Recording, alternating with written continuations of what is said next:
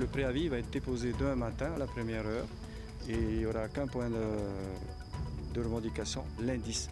Et ça, on ne le lâchera pas. Annoncé hier, déposé aujourd'hui, la FRAPP relance la mobilisation générale avec un nouveau préavis, cette fois dans les règles. Il fait suite à la levée de la grève à la Maison de la Culture et à l'annulation de la grève générale. Tous les services du pays sont visés. Le Heiva, comme le secteur du tourisme, reste menacé. Le 2 juillet, entre mémoire et histoire d'une date marquante.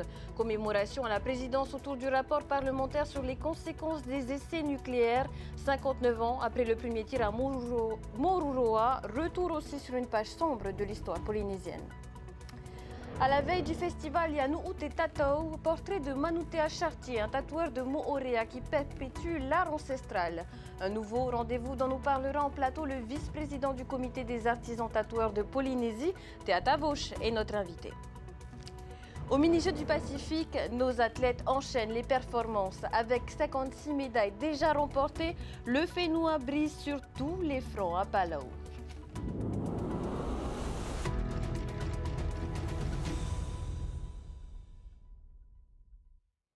Bonsoir à tous. Nouveau préavis de grève déposé ce mercredi. La FRAPP revient à la charge avec une seule revendication, la revalorisation du point d'indice pour tous les fonctionnaires territoriaux. Le mouvement vise l'ensemble des services administratifs du pays et des établissements publics, dont la direction de l'aviation civile, les 43 aérodromes et la Maison de la Culture. Ce nouveau préavis intervient au lendemain de deux faits marquants. La grève générale suspendue en janvier puis relancée a été déclarée illégale, tandis que celle à la Maison de la Culture a été levée après la signature d'un protocole d'accord hier soir à la présidence. Le Heiva reste donc sous la menace d'un nouveau mouvement social. Répit de courte durée également pour les compagnies aériennes et autres acteurs du tourisme. Si la grève générale de la FRAPP jugée illicite a été levée, le dépôt d'un nouveau préavis conforme selon la fédération ne rassure pas les professionnels du secteur. Thomas Chabrol et Mereteato les ont rencontrés. Déstabilisée pendant 3 jours en raison de la grève, l'industrie du tourisme dans les archipels redoute une reprise du conflit social dans quelques jours. La haute saison débute et plusieurs séjours sont déjà annulés. Un nouveau coup dur pour les pensions de famille, c'est tout un secteur qui se sent pris en otage.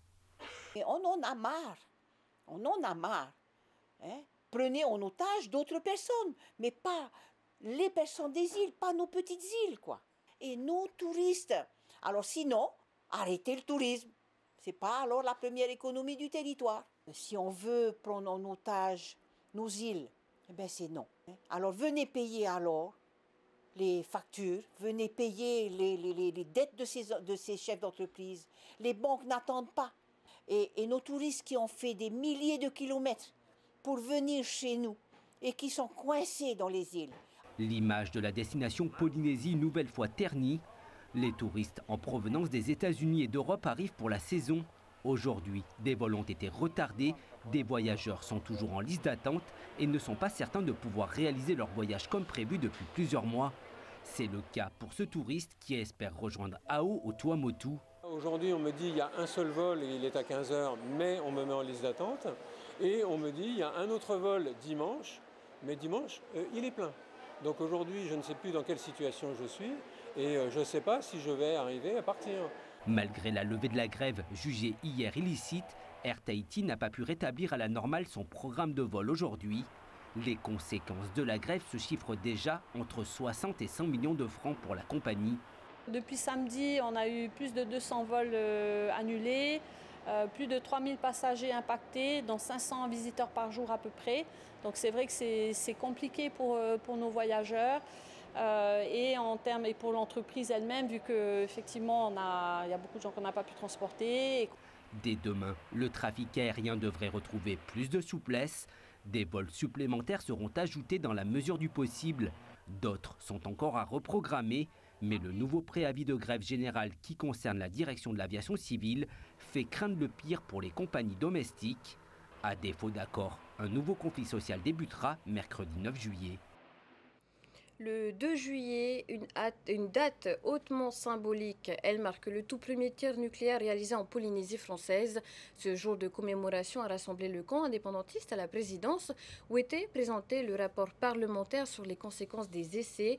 Un document porteur d'espoir pour les militants qui espèrent tourner cette page de l'histoire polynésienne. Leur Philibert Veitiarenauta. 59 ans après le premier essai nucléaire au-dessus de Moruroa, les indépendantistes se sont réunis pour ne pas oublier. Au cœur des commémorations, le rapport de la commission d'enquête de l'Assemblée nationale sur la politique française d'expérimentation nucléaire et ses conséquences.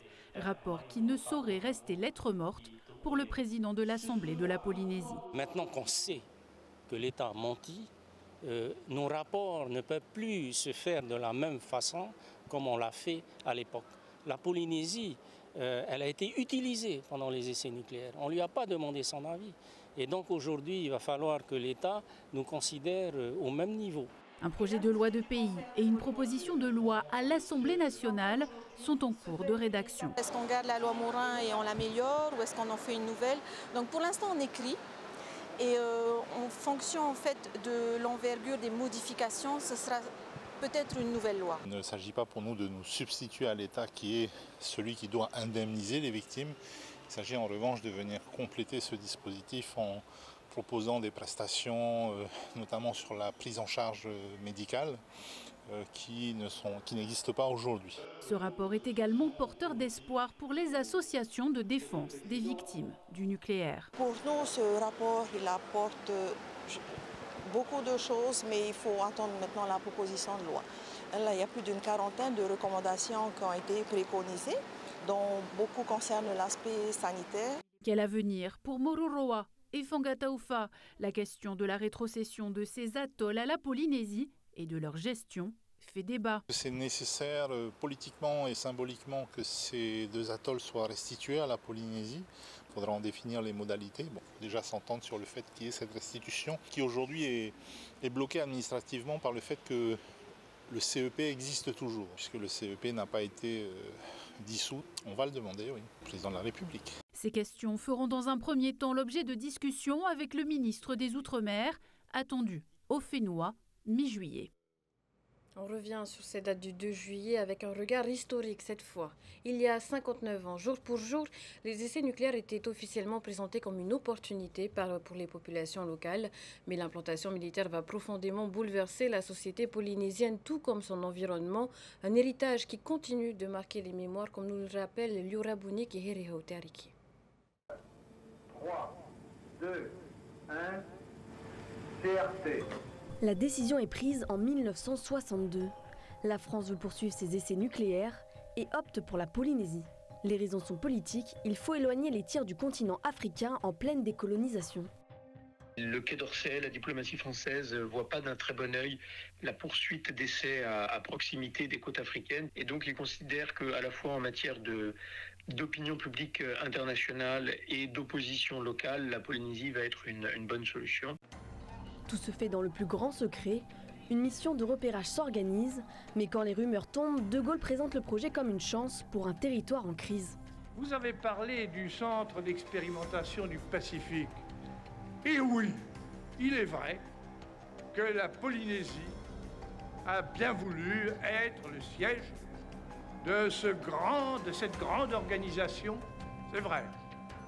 Il y a d'ailleurs, si j'ose dire, une compensation. De Gaulle dit, écoutez, en gros, vous n'avez pas le choix, c'est plutôt une opportunité qu'autre chose. Mais les inquiétudes sont là. Contamination alimentaire, risque pour la santé ou encore choc culturel avec l'arrivée des militaires. Des élus se battent, mais le projet s'impose. Toutes les dispositions sont prises, comme vous le savez, pour que cela n'ait aucun inconvénient d'aucune sorte pour les chères populations de la Polynésie. Le commandement, au moment où il appuiera sur le bouton, sera sûr que personne ne risque d'être contaminé. Il n'y a aucun risque de contamination par l'alimentation. C'est une décision qui ne repose pas en tout cas sur le consentement des Polynésiens. Il y a très clairement une opération de propagande pour retarder l'information et ensuite orienter l'opinion publique, la préparer et faire en sorte qu'elle ne reçoive pas trop mal le projet. Le 2 juillet 1966 marque le début des expérimentations avec un premier tir à Mururoa. Jusqu'en 1996, 193 essais nucléaires auront lieu en Polynésie, des retombées qui laissent encore des traces aujourd'hui. Des marques de l'histoire, celles que l'on choisit. Place maintenant au portrait d'un tatoueur engagé qui perpétue le savoir-faire ancestral. Résident de Moorea, Manutea Chartier fait partie des artistes attendus au festival Yanou Utetatao qui débute demain à Aroué. Avant de découvrir le programme avec notre invité en plateau, voici son portrait. Il est signé par Désiré Teivao et Naya Bennett. C'est avec ces outils qu'il a fabriqué lui-même que Manutea Chartier tatoue ses clients. Se former au tatouage traditionnel polynésien était une nécessité et une évidence pour l'artiste tatoueur de 41 ans. J'ai fait de la machine pendant quelques années et puis depuis, on va dire, 2-3 ans. 3 ans, là, j'ai commencé à m'intéresser vraiment au traditionnel, à apprendre à faire les outils d'abord, après apprendre à souder les aiguilles, et après à taper, à tirer la peau d'abord, stretcher, et après à taper, quoi. Il y a de moins en moins de personnes qui le font. Si on laisse ça comme ça et que ceux qui savent le faire partent avant qu'on ait appris, ben on aura perdu le savoir. Donc je me suis dit que ouais, ça serait bien d'apprendre ça en fait. Taro est un habitué du salon de Manutea, mais pour la première fois, il est tatoué de manière traditionnelle, une expérience qu'il apprécie. Je voulais aussi essayer comment ça se passe au niveau du tatouage traditionnel, sentir au moins comment ça se passe. Détailler la machine, ça va aller plus vite. Celui-là, on prend le temps. Il y a même 2 personnes qui sont à côté de moi. Un motif qu'on a mis sur sa jambe aujourd'hui, ça s'appelle Hiku Hiku Atu. Atu, c'est la bonite en fait. Et Hiku Hiku Atu, c'est un motif qu'on mettait sur les jambes. Et ça avait pour vocation de donner de l'énergie dans les jambes à celui qui part à la chasse. La même énergie qu'on retrouve dans la queue d'une bonite quand on la sort de l'eau et qu'elle frétille. Super fort. Pour sauvegarder ce savoir et le transmettre aux futures générations, Manutea Chartier et le comité des artistes tatoueurs de Polynésie souhaitent éditer un livre retraçant l'histoire du tatouage polynésien. Et voilà, on est une tradition orale et souvent on perd des pans de notre histoire parce qu'on n'a pas écrit. Alors aujourd'hui, je pense que ça sera un des prochains projets de l'association justement d'écrire un livre sur les gens qui ont été là et qui ont participé à l'essor du tatou, quoi. En attendant l'édition de ce livre, les artistes tatoueurs du Fénois ont rendez-vous à partir de demain à Aroué pour le festival Yanou Utetatao. Un festival dont va nous parler le vice-président du comité des artistes tatoueurs de Polynésie, Teatavosh, Yorana. Yorana. Alors J-1 avant le festival Yanou Utetatao, il va durer jusqu'à dimanche au complexe sportif de Aroué. Un nouveau rendez-vous donc pour les passionnés de tatouage et les curieux également. Quelle est la vision du comité organisateur? Comment avez-vous pensé, imaginé ce nouveau rendez-vous? Alors le comité déjà existe depuis le mois de février. Il est composé de plusieurs anciens tatoueurs qui pratiquent le métier depuis plus de 30 ans maintenant. Et l'idée de créer ce festival, c'est déjà de réunir tout le monde, créer des nouveaux concepts, comme par exemple le premier jour, il y aura, comme on dit, c'est une catégorie où il n'y aura que des femmes tatouées, tatouage féminin, bien sûr, tout ça. Le lendemain, on va travailler sur le tepa tutiki et le tatou, c'est-à-dire tatouage vraiment spécialisé sur les idées de la société ou autres. On voulait vraiment démarquer les deux différentes pratiques, voilà. Le troisième jour, on va travailler sur une légende de Aroué, parce que Aroué nous sponsorise justement, la mairie de Aroué nous sponsorise sur cet événement-là et nous aide vraiment beaucoup, on les remercie beaucoup d'ailleurs. Ça sera une légende de Aroué présentée par la mairesse et ça va être travaillé sur chaque catégorie, c'est-à-dire en patutiki, tatou, polynésien moderne et Guston polynésien et international.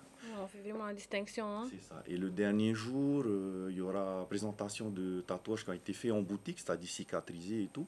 Et dans l'après-midi, ça va être création libre. Ça, c'est intéressant.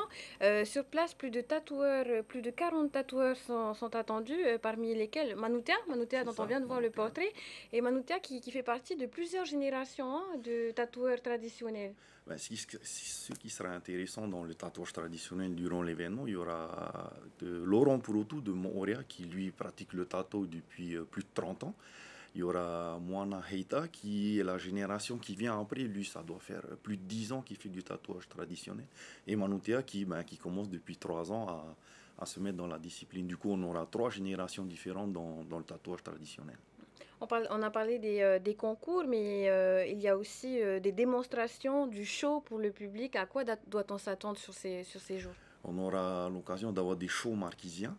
Et il y aura des concerts aussi tout le long du week-end. Il y aura Keiloa, Mons Acoustique et bien d'autres. Vous-même, vous allez être présent sur le site? Je serai présent sur le site pour la coordination de l'événement. On sera plusieurs. On est 10 membres à la base. On va tous départager les tâches et, pour que l'événement se passe dans le mieux possible. On a compris que l'objectif, c'était vraiment de valoriser ce savoir-faire, de transmettre ce savoir-faire. Est-ce qu'il y a un message à faire passer ce soir aux jeunes générations qui souhaiteraient se lancer dans le tatouage traditionnel, dans le tatouage en général en Polynésie? Ça serait faire honneur aux anciens déjà, parce que si eux n'étaient pas là, on ne serait pas là aujourd'hui. C'est bien de connaître son passé pour mieux tracer son avenir. Voilà. Et surtout le respect entre nous. Il n'y aura que des tatoueurs de Polynésie à ce rendez-vous? La plupart seront de Polynésie. Beaucoup de Tahiti, bien sûr. Il y aura des marquises qui sont descendus exprès. Il y aura un tatoueur aussi de Whakarawa, 2 tatoueurs de Reatea et un des États-Unis. Voilà, Tata, le rendez-vous est donné à partir de demain et jusqu'à dimanche au complexe sportif de Haroué. C'est ça. Et venez nombreux, s'il vous plaît, ça sera génial. Le message est passé. On laisse l'encre et les motifs pour rejoindre les terrains de Palau où nos athlètes haïtiens poursuivent leur moisson de médailles. Place à notre page spéciale Mini-Jeux du Pacifique.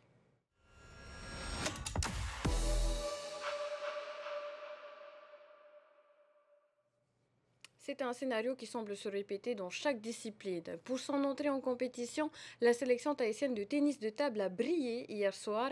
Après une journée intense, elle ajoute 3 médailles d'or à l'escarelle du Fénois. Les temps forts avec notre envoyé spécial, Oriano Tefao.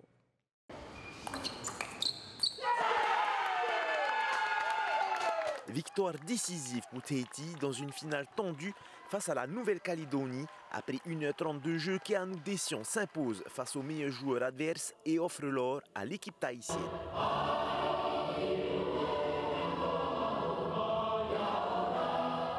C'est un des meilleurs joueurs calédoniens.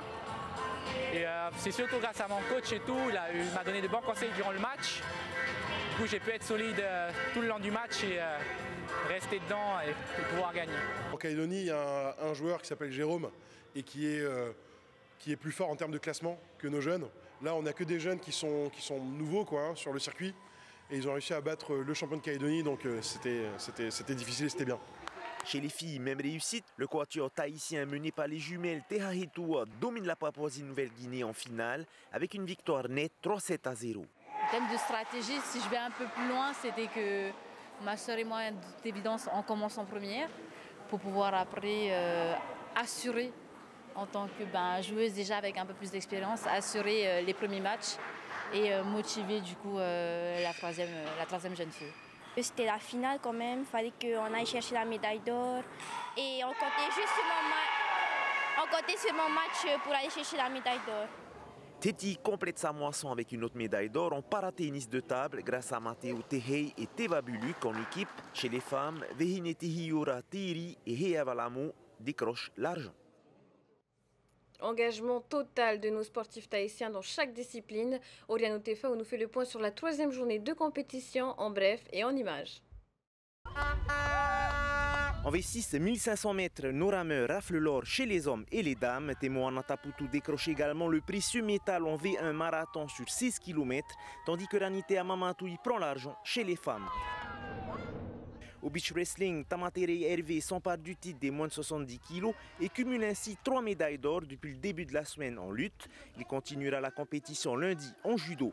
De son côté, Veiteho Tsenasek remporte également l'or. Alors, j'avais carrément oublié à quel point c'était dur d'enchaîner les 3 jours à la suite de lutte. Parce que n'empêche, beaucoup de courbatures, beaucoup de fatigue, après les petites blessures et tout.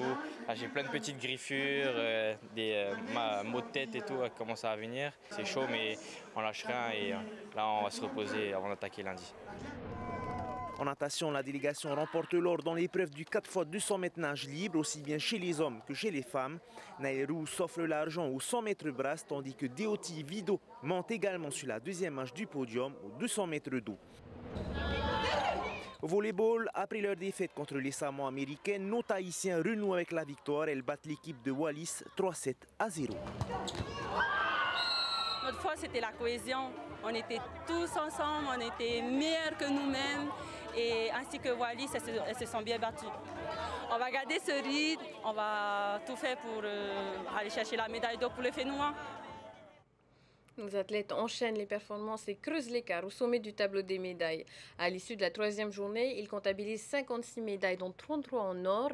Samoa se place en deuxième position avec un total de 20 médailles, dont 9 en or, suivi de la délégation fidjienne et ses 25 médailles, dont 6 en or.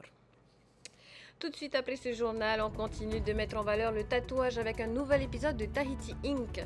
Puis embarqué pour un récit bouleversant avec le premier numéro d'une série de 13 documentaires réalisés par Axel Lichley, Peinu à la dérive, l'histoire de Papa Temanihi pour qui une simple traversée entre Mopiti et Bora Bora a viré au cauchemar. Le plan de production locale à suivre sur TNTV. Excellente soirée, à demain.